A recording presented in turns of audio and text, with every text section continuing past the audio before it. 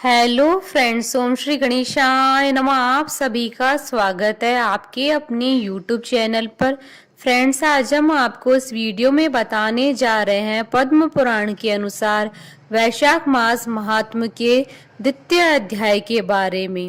Friends, video शुरू करने से पहले आपसे रिक्वेस्ट है, अगर आप हमारे चैनल पर नए हैं और आपने अभी तक चैनल को सब्सक्राइब नहीं किया है तो प्लीज सब्सक्राइब कीजिएगा चैनल को, साथ ही प्रेस कीजिएगा बेल आइकन को, जिससे नए वीडियो से रिलेटेड नोटिफिकेशन आपको तुरंत प्राप्त हो सके। और वीडियो पसंद आने पर वीडियो को लाइक और शेयर जरूर कीजिएगा ताकि सभी भक्तों को इस वीडियो का लाभ प्राप्त हो सके। और कमेंट बॉक्स में जय श्री कृष्णा जरूर लिखिएगा। वैशाख मास महात्म सब प्रकार के विघ्नों का नाश करने वाले तथा सारी सृष्टि का पालन करने वाले श्री गणेश जी, ज्ञान के दाता श्री सरस्वती जी तथा सब पुराणों के कर्ता श्री व्यास जी तथा श्री गुरुदेव के चरण कमलों में नमस्कार करके भगवान की श्रद्धा और भक्ति रस में डूबे हुए वैशाख मास महात्म की कथा कहती हूँ। सूत जी कहते हैं, महात्मा नारद के वचन सुनकर राजश्री अम्बरीश ने विस्मित होकर कहा, महामुने, आप मार्गशीर्ष अर्थात अगन आदि पवित्र महीनों को छोड़कर वैशाख मास की ही इतनी प्रशंसा क्यों करते हैं? उसी को सब मासों में श्रेष्ठ क्यों बतलाते हैं? यदि माधव मास सबसे श्रेष्ठ और भगवान लक्ष्मीपति को अधिक प्रिय है तो उस समय स्नान करने की क्या विधि है? वैशाख मास में किस वस्तु का दान, कौन सी तपस्या तथा किस देवता का पूजन करना चाहिए? कृपा निधि, उस समय किए जाने वाले पुण्य कर्म का आप मुझे उपदेश कीजिए। सदगुरु के मुख से उपदेश की प्राप्ति दुर्लभ होती है। उत्तम देश और काल का मिलना भी बड़ा कठिन होता है। राज्य प्राप्ति आदि दूसरे कोई भी भाव हमारे हृदय को इतनी शीतलता नहीं प्रदान करते जितनी कि आपका यह समागम। नारद जी ने कहा, राजन सुनो, मैं संसार के हित के लिए तुमसे माधव मास की विधि का वर्णन करता हूँ। जैसा कि पूर्व काल में ब्रह्मा जी ने बतलाया था, पहले तो जीव का भारतवर्ष में जन्म होना ही दुर्लभ है, उससे भी अधिक दुर्लभ है वहाँ मनुष्य की योनि में जन्म। मनुष्य होने पर भी अपने अपने धर्म के पालन में प्रवृत्ति होनी तो और भी कठिन है, उससे भी अत्यंत दुर्लभ है भगवान वासुदेव में भक्ति, और उनके होने पर भी माधव मास में स्नान आदि का सुयोग मिलना तो और भी कठिन है। माधव मास माधव अर्थात लक्ष्मीपति को बहुत प्रिय है। माधव मास अर्थात वैशाख मास को पाकर जो विधि पूर्वक स्नान, दान तथा जप आदि का अनुष्ठान करते हैं वे ही मनुष्य धन्य एवं कृतकृत्य हैं। उनके दर्शन मात्र से पापियों के भी पाप दूर हो जाते हैं और वे भगवत भाव से भावित होकर धर्मचारण के अभिलाषी बन जाते हैं।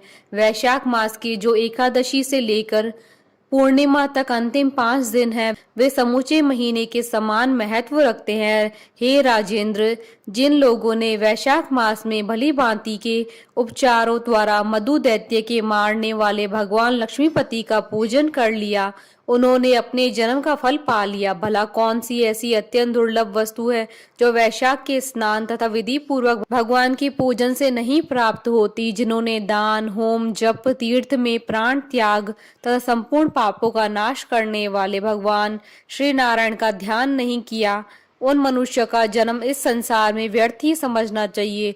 जो धन के रहते हुए भी कंजूसी करता है, दान आदि किए बिना ही मर जाता है, उनका धन व्यर्थ है।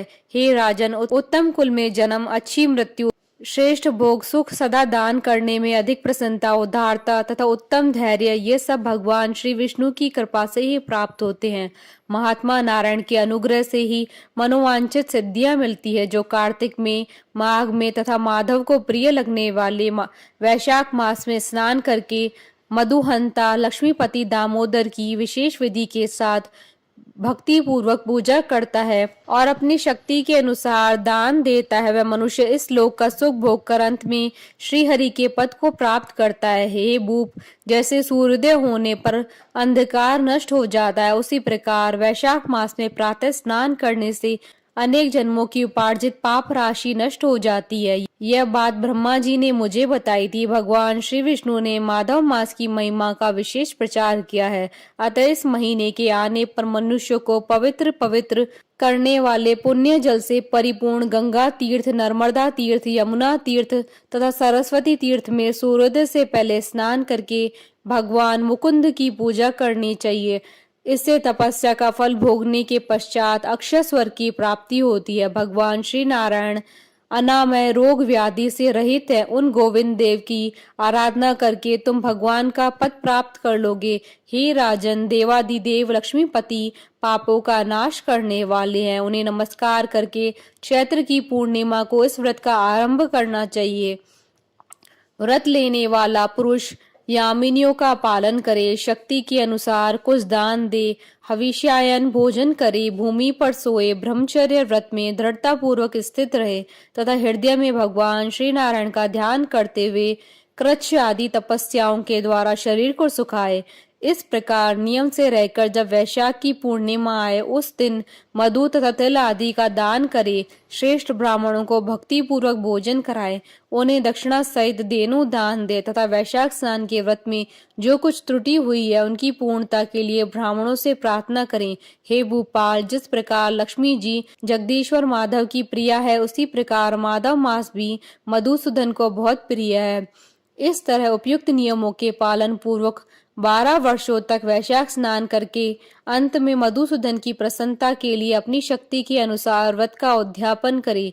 अम्बरीश, पूर्व काल में ब्रह्मा जी के मुख से मैंने जो सुना था वह सब वैशाख मास का महात्म्य तुम्हें बता दिया। अम्बरीश ने पूछा, मुने, स्नान में परिश्रम तो बहुत थोड़ा है, फिर भी उससे अत्यंत दुर्लभ फल की प्राप्ति होती है। मुझे इस पर विश्वास क्यों नहीं होता? मुझे मोह क्यों हो रहा है?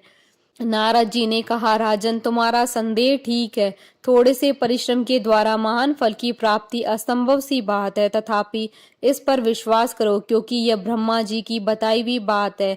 धर्म की गति सूक्ष्म होती है, उसे समझने में बड़े बड़े पुरुषों को भी कठिनाई होती है। श्री हरि की शक्ति अचिंत्य है, उनकी कृति में विद्वानों को भी मोह हो जाता है। विश्वामित्र आदि क्षत्रिय थे, किंतु धर्म का अधिक अनुष्ठान करने के कारण वे ब्राह्मणत्व को प्राप्त हो गए। अतः धर्म की गति अत्यंत सूक्ष्म है। हे भूपाल, तुमने सुना होगा अजामिल अपनी धर्म पत्नी का परित्याग करके सदा पाप के मार्ग पर ही चलता था, तथापि मृत्यु के समय उसने केवल पुत्र के स्नेहवश नारायण कहकर पुकारा। पुत्र का चिंतन करके नारायण का नाम लिया, किंतु इतने से ही उनको अत्यंत दुर्लभ पद की प्राप्ति हुई। जैसे अनिच्छा पूर्वक भी यदि आग का स्पर्श किया जाए तो वह शरीर को जलाती है, उसी प्रकार किसी दूसरे निमित्त से ही भी यदि श्री गोविंद का नामोच्चारण किया जाए तो वह पाप राशि को भस्म कर डालता है। जीव विचित्र है, जीवों की भावनाएं विचित्र है, कर्म विचित्र है तथा कर्मों की शक्तियां भी विचित्र है। शास्त्र में जिसका महान फल बताया गया हो वही कर्म महान है, फिर वह अल्प परिश्रम साध्य हो या अधिक परिश्रम साध्य। छोटी सी वस्तु से भी बड़ी से बड़ी वस्तु का नाश होता देखा जाता है। जरा सी चिंगारी से बोझ के बोझ तिनके स्वाहा हो जाते हैं। जो श्री कृष्ण के भक्त हैं उनके अनजाने में ही किए हुए हजारों हत्याओं से युक्त भयंकर पातक तथा चोरी आदि पाप भी नष्ट हो जाते हैं। वीर, जिसके हृदय में भगवान श्री विष्णु की भक्ति है, वह विद्वान पुरुष यदि थोड़ा सा भी पुण्य कार्य करता है तो वह अक्षय फल देने वाला होता है। अतः माधव मास में माधव की भक्ति पूर्वक आराधना करके मनुष्य अपनी मनोवांछित कामनाओं को प्राप्त कर लेता है। इस विषय में संदेह नहीं करना चाहिए। शास्त्रोक्त विधि से किया जाने वाला छोटे से छोटा कर्म क्यों न हो, उसके द्वारा बड़े से बड़ा पाप भी क्षय हो जाता है तथा उत्तम कर्म की वृद्धि होने लगती है। हे राजन, भाव तथा भक्ति दोनों की अधिकता से फल में अधिकता होती है। धर्म की गति सूक्ष्म है, वह कई प्रकारों से जानी जाती है। महाराज, जो भाव से हीन है, जिसके हृदय में उत्तम भाव एवं भगवान की भक्ति नहीं है, वह अच्छे देश तथा काल में जाकर भी जीवन भर पवित्र गंगा जल से नहाता और दान देता रहे तो भी कभी शुद्ध नहीं हो सकता है, ऐसा मेरा विचार है। अतः अपने हृदय कमल में शुद्ध भाव की स्थापना करके वैशाख मास में प्रातः काल स्नान करने वाला जो विशुद्ध चित्त पुरुष भक्ति पूर्वक भगवान लक्ष्मीपति की पूजा करता है, उसकी पुण्य का वर्णन करने की शक्ति मुझमें नहीं है। अतः हे भूपाल, तुम वैशाख मास के फल के विषय में विश्वास करो। छोटा सा शुभ कर्म भी सैकड़ों पाप कर्मों को नाश करने वाला होता है। जैसे हरि नाम के भय से राशि राशि के पाप नष्ट हो जाते हैं, उसी प्रकार सूर्य के मेष राशि पर स्थित होने के समय प्रातः स्नान करने से तथा तीर्थ में भगवान की स्तुति करने से भी समस्त पापों का नाश हो जाता है। जिस प्रकार गरुड़ के तेज से सांप भाग जाते हैं, उसी प्रकार प्रातः काल वैशाख स्नान करने से पाप पलायन कर जाते हैं। निश्चित बात है, जो मनुष्य मेष राशि के सूर्य में, गंगा या नर्मदा के जल में नहाकर 1, 2 या तीनों समय भक्ति भाव के साथ पाप प्रशमन नामक स्तोत्र का पाठ करता है, वह सब पापों से मुक्त होकर परम पद को प्राप्त होता है।